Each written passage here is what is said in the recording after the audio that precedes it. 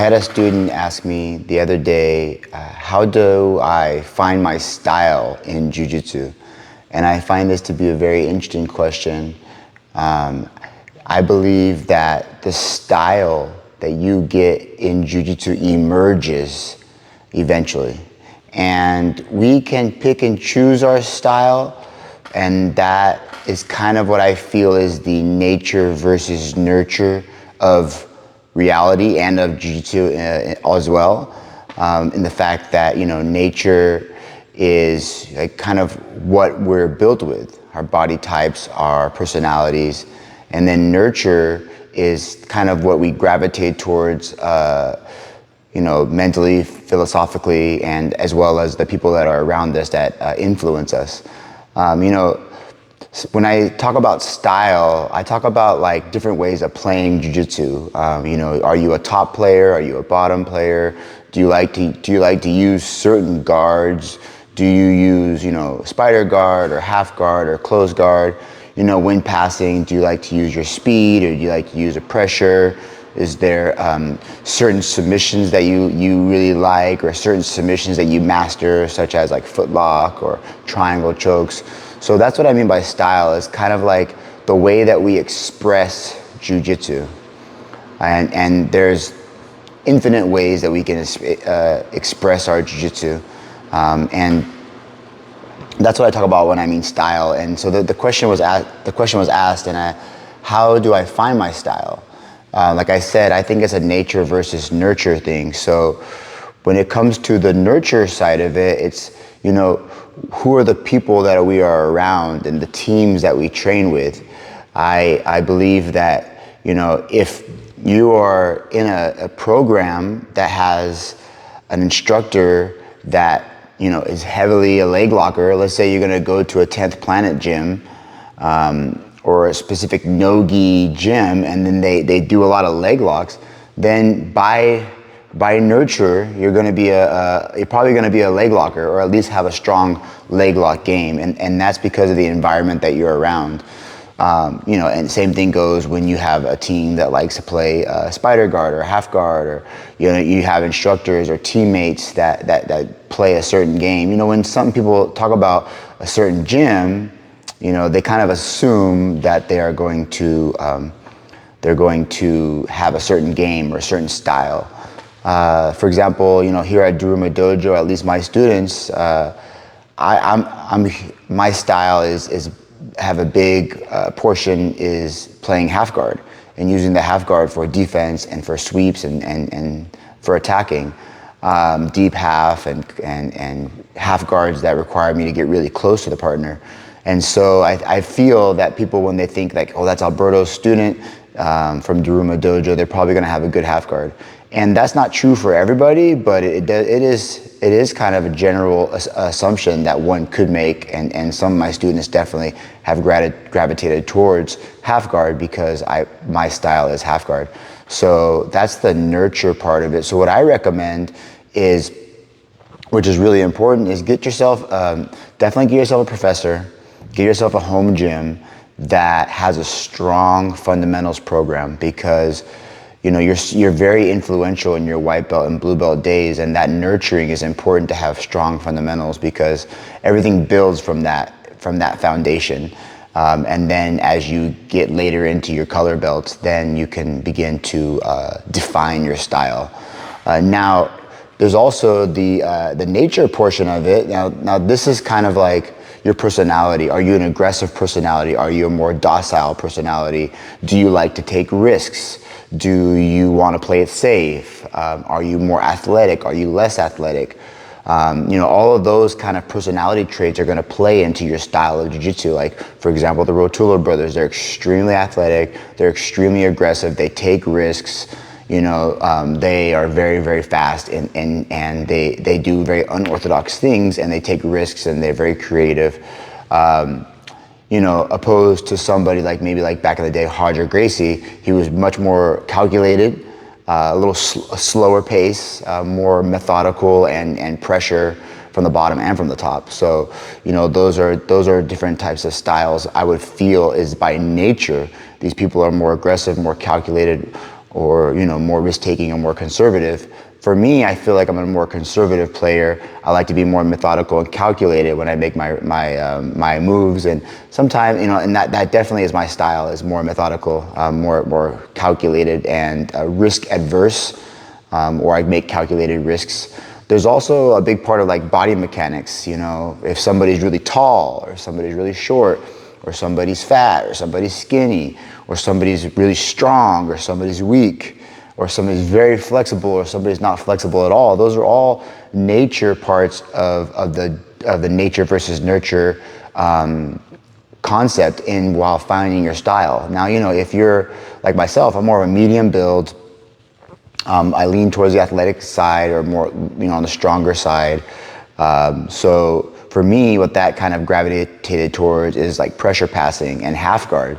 Half guard is really, I think it's a really good style for people that want to be a little more calculated, a little more safe, slow the game down, and then they can really use their core strength.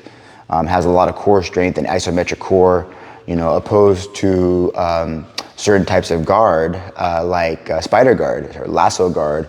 I feel like people that really, I know that I have like rock climbing friends that really gravitate towards those style of guards because they have a lot of experience rock climbing, and so they like having that grip. So they feel strong hanging on somebody.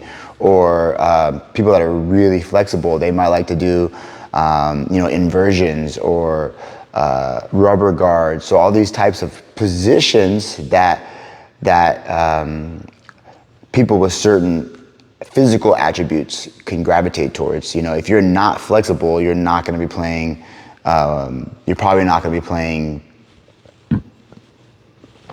a rubber guard, or you're probably not going to do very many inversions. If you have a big belly, you're probably not going to invert. You know what I mean? If you're a shorter player, a smaller player, and you're more compact, then yeah, you're probably going to do more inversions. You might gravitate towards bolo games.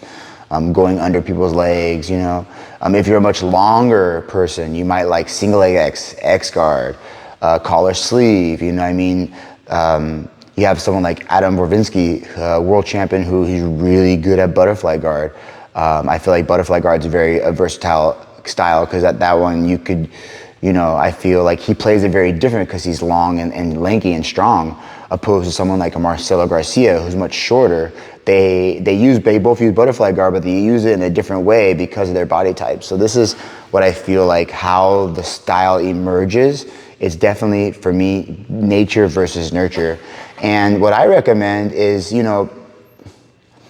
when you're in your white belt and blue belt days, I wouldn't even worry about your style then. I would just make sure you're in a gym that has that you vibe with, and that has a very, very strong fundamentals curriculum, because this is your foundation, and the foundation is very important. You need to have great escapes, great attacks, great defenses, good stand-up takedown game, good self-defense knowledge, and I would recommend to be open-minded when you're a white belt, blue belt. Take as much information as you can and learn from your instructors and from your teammates. When your teammate says, hey, especially if they're a higher rank, but even if they're not, if they say, hey, you should try it like this, try it like that. It might not work for you, but it might work for you. So be extremely open-minded, especially in the early stages when you're trying to take as much information as possible, and just try as many things as you can.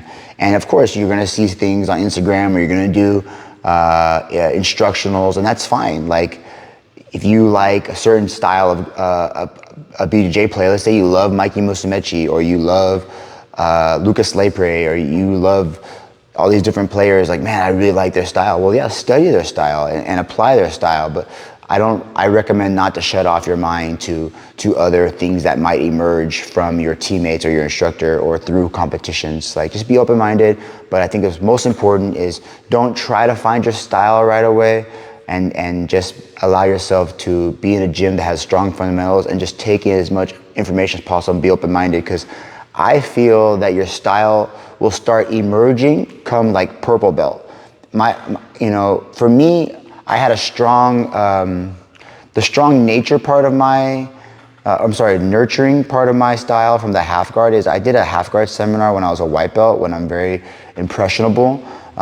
with the Gordo, who is like the half guard master, and it was like a 2-hour, 3-hour seminar, and I was like a mid white belt, you know, and that I didn't have any other knowledge, and it was like one of the first times I did a seminar or a class where it was very technical and methodical and step by step, and if they do this, you do that. So it had like a game plan, and I was like, whoa, this is really cool, and I just soaked it up. And then as a blue belt, and that was like the Gordo style, the underhook style, the take the back and the roll throughs. And then when I was a blue belt, I did another half guard seminar, which was a deep half guard seminar. And then so it was like, whoa, this is cool. Like I could do a different style of half guard. This seems like more advanced. It was more like tech. It was a newer technique, a newer position that people weren't using as much. It was like back in 2006 something, right? So that was how I was shaped in my white and blue belt days. I was open-minded. I went to seminars. I learned from my coach. My coach definitely gave me a strong foundation. He gave me helped me to nurture my exploration in my own jiu-jitsu, helped me figure things out on my own, and definitely learned a lot of pressure passing from him, because, you know, my style of passing was pressure passing, because that's what he did, and that's how he passed against us, and because of that, that was what my style emerged. When I'm on top, I like to stay tight. I like to pressure pass. When I'm on the bottom, I like to use my half guard. And that doesn't mean that I don't explore and try other things. I love experimenting. I love trying new positions. I love learning new things from all different people. But it wasn't until, you know, brown belt, I would say, for me, that this style emerged. You know, I have go-to positions. So I would just wait until you're about purple belt or brown belt. Purple belt is when I start seeing people's styles emerge, when your game starts becoming a little more complete. And then when you get to brown belt, that's when you start like really fine tuning your techniques. Okay, I found a style. I've gravitated to these positions, to these techniques, to these guards, to these styles of passing, to these submissions. And then you kind of refine what your style means to you. And then what I think as you get your black belt, which is beautiful, is black belt is when you're really expressing jiu-jitsu. And when I go to, let's say, an open mat, or I go to a tournament and I compete against other black belts, or I train with other black belts, I think it's so beautiful because they're doing jiu-jitsu, I'm doing jiu-jitsu. Like we're at a certain level where we're just expressing jiu-jitsu through our techniques, through our movements, and we see things different ways. But although you might see it and you might do different techniques and you might do the same technique but totally different, it makes sense. And you know, just like certain painters gravitate towards certain colors or certain styles, some do oil, some do pastels, some do sculpture, right? But I think as an artist, somebody who's experienced especially can really appreciate all these different styles. So I guess to wrap up, you know, I feel the styles will emerge. Take your time. Make sure you have a strong fundamentals program in your home gym. Be open-minded all throughout your jiu-jitsu career, but especially as a white belt and a blue belt. You know, trust your fundamental program. Be open-minded, and then when you get to your purple belt and brown belt, you'll start noticing that your style will start emerging, and that's when you have the time to start refining it. And then as you get your black belt, just express jiu-jitsu and continue to learn, continue to stay open-minded, continue to refine your A game, but at the same time, continue to experiment and try new things. There's kind of a balance. I find myself when I'm in like competition mode, I go back to my A game and I refine those movements, I refine those patterns, I work on my strategy, you know, which really, my high percentage strategies and positions, like half guard on one leg, I do this. Half guard on the other leg, they do that. If they pass knee shield, I do this. If they pass knee cut, I do this. You know, if I'm on top, I want to get, this is the grips I want to get to, you know. There's certain positions that make you feel at home. They're your home base. When I get to my over-under position for passing, I feel at home. If I get to half guard on top passing, I feel at home. You know, I got to get to the hips. I don't prefer to pass on the outside from the feet, while some people might prefer that. So I find myself fine-tuning those things when I'm getting ready for competitions. But when I'm just training and helping my students and learning, I like to experiment, try new things, and get away from that. because I know that I'm always gonna have that in me because it's so instilled, and I can always go back and refine it here and there. But I like to spend months, weeks, trying new things. You know, lately I've been doing a lot of open guard, collar sleeve, which, you know, I'm trying to work on my open guard when I have my feet above my partner's hips. Because I do like open guard, like De La Riva, but my feet are below my partner's hips, or at my partner's hips are below. So I want to have a game where I can have my feet above my partner's hips. So I'm trying new things lately, a lot of collar sleeve, even some spider guard, even though I'm not a huge fan of spider guard, but I do like collar sleeve. I like to have one hand on the collar. That makes me feel really, really safe. And then that transitions to my A game. When I'm on top, you know, I've been working a lot of more leg weaves, float passing, you know, so just, there's always, once you get a black belt, it's just it's so much fun. The better you get at jiu-jitsu, the more fun it is. So I wouldn't worry so much about your style at the beginning. Just let it emerge. Keep your fundamentals strong, get a good home gym, and just continue to be open-minded in training and learning as much as you can. That's the most fun part about jiu-jitsu, is that the learning never ends. All right, thank you so much. If you want to add into the comments what belt level you are and what your style is or what you want it to be, feel free to add that, and we could talk more about that.